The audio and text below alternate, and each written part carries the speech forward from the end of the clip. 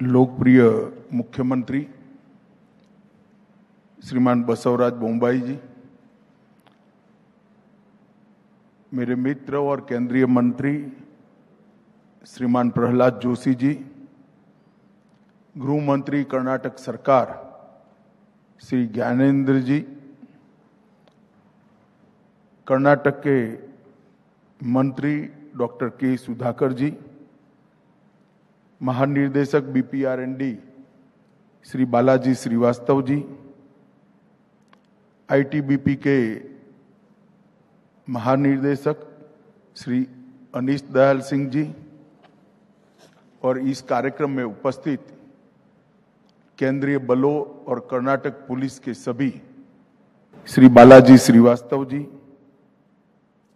ITBP के महानिर्देशक श्री अनीश दयाल सिंह जी और इस कार्यक्रम में उपस्थित केंद्रीय बलों और कर्नाटक पुलिस के सभी अधिकारी, कर्मचारी, मित्रों, आप सभी को मैं आने वाले 2023 के वर्ष की अग्रिम शुभकामनाएं देता हूं।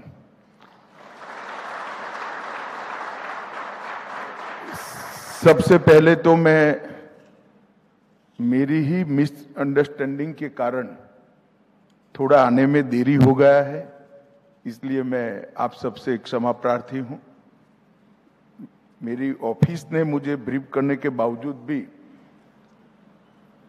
बेंगलुरु से यहाँ के अंतर के बारे में आकलन लगाने में मेरा गलती हो गया, तो वो लोग बार बार याद कराते रहे, मगर मुझे लगा अभी 10 मिनट में पहुंचना है, तो थोड़ा देरी हो गया, इसलिए मैं क्षमा प्रार्थी हूं। आज इस छोटे से कार्यक्रम से 2 अच्छी शुरुआत होने जा रही है। एक सीडीआईटी के बेंगलुरु में स्थापना और दूसरा केंद्र में नरेंद्र मोदी सरकार का जो हाउसिंग सेटिस्फेक्शन रेशियो और पुलिस बलों के कार्य करने की सुविधाओं को ज्यादा सुगम बनाने का अभिगम है, उसमें एक और कड़ी जोड़ने का कार्यक्रम है। सबसे पहले यहां बीपीआरएनडी से जुड़े केंद्रीय गुप्तचर प्रशिक्षण संस्थान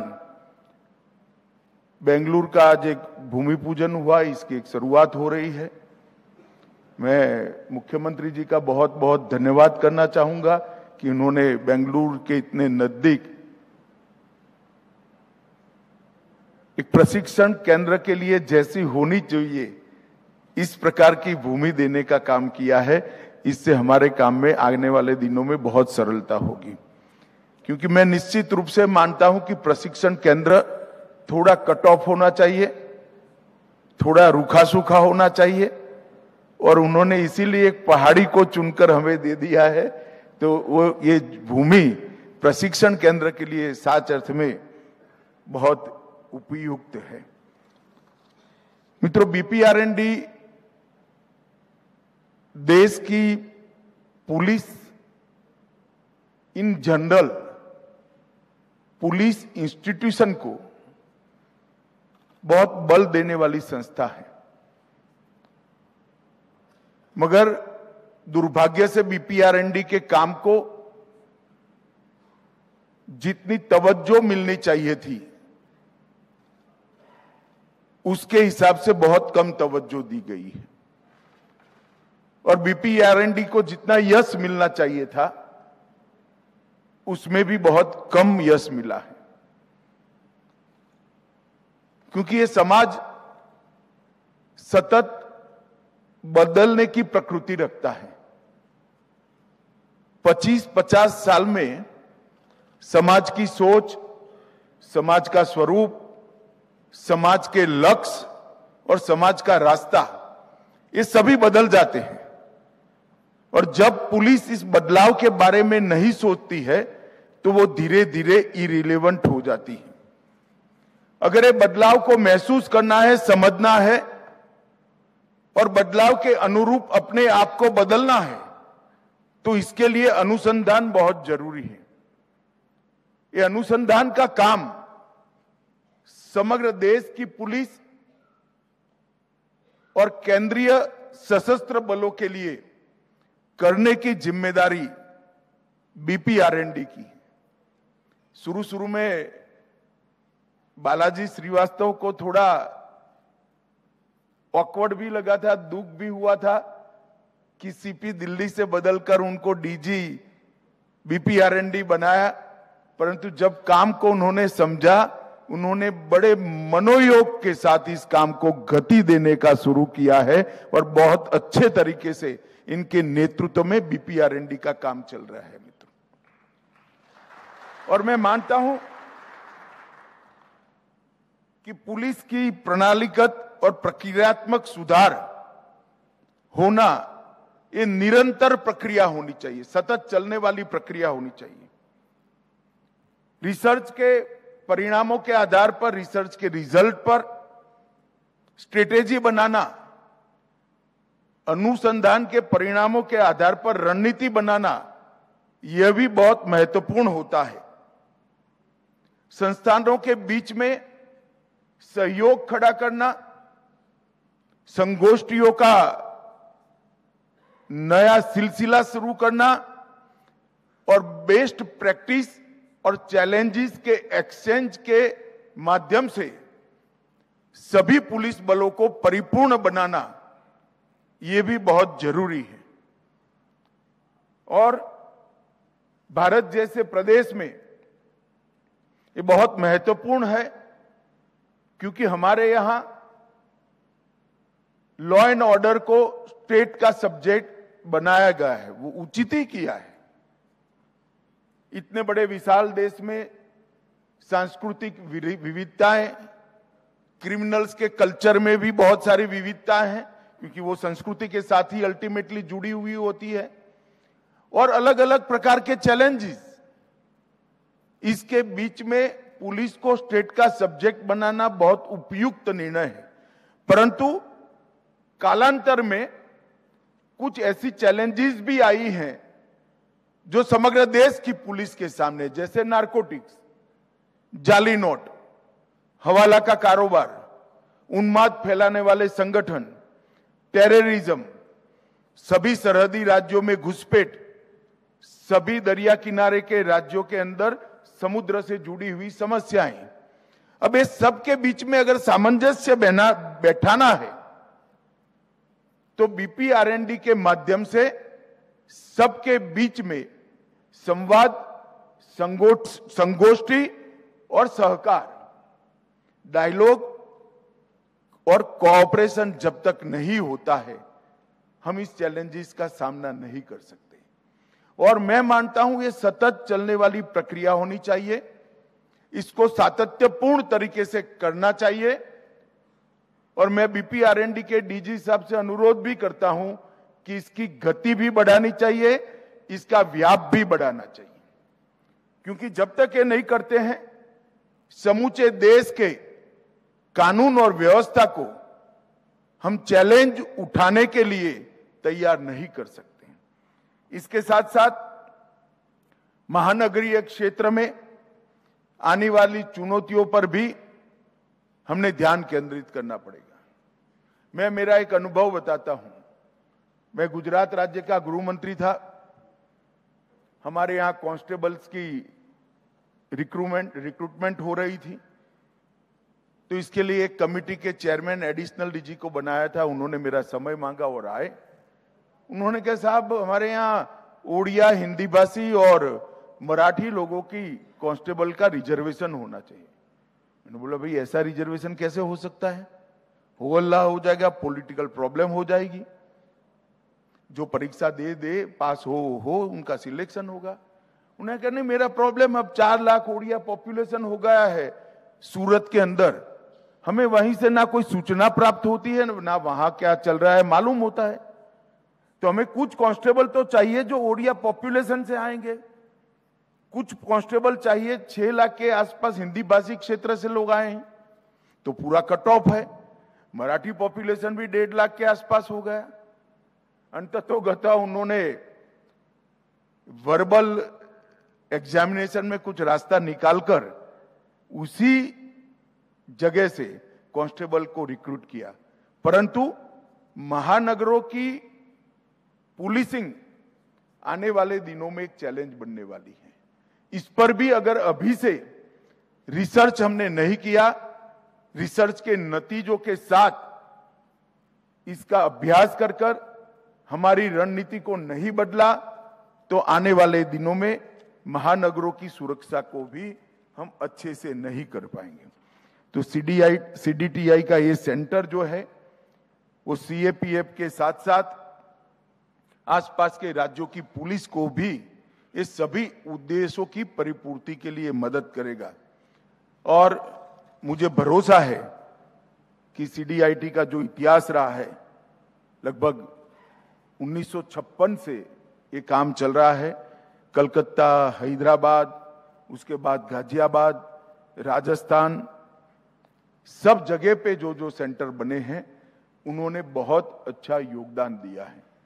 और आने वाले दिनों में भारत सरकार ये सारे सेंटरों के बीच में एक कोऑर्डिनेशन और बीपीआरएनडी के माध्यम से समानता लाने का काम भी करेगी। इसी तरह से सीडीआईटी का ये सेंटर फॉरेंसिक साइंस को भी इसके कर्नाटक के पड़ोस के राज्य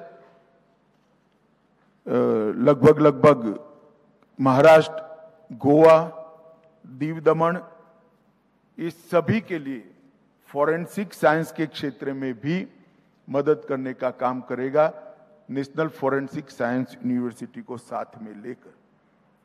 मित्रों, भारत के विकास की जो यात्रा है उसमें लॉ एंड ऑर्डर अच्छा होना एक अहम जरूरियात है। और बीपीआरएनडी के तत्वाधान में इसका रिसर्च, इसका अनुसंधान बहुत अच्छे तरीके से हो, ऐसे कुछ बदलाव विगत 3 सालों में हमने किए हैं और अब वो अपने परिणाम भी देने लगे हैं। ढेर सारे उनके चार्टर के अंदर नए क्षेत्र भी जोड़ने का काम भारत सरकार के गृह मंत्रालय ने किया है। चार्टर के अंदर जो नए क्षेत्र जोड़े हैं इस पर भी एक नया वर्टिकल बनाने का काम भी बीपीआरएनडी ने शुरू किया है। मोडस ऑपरेंडी ब्यूरो भी इनके तत्वाधान में चल रहा है। ढेर सारी चीजों को हमने इसके साथ जोड़ने का काम किया है। तो मैंने यहां खुद आने का इसलिए निर्णय किया था कि मैं बीपीआरएनडी के हर काम में गृह मंत्री के नाते सहयोगी बनकर उनको बल देने के पक्षधर हूं। एक ही कारण से आज मैं यहां पर आया हूं।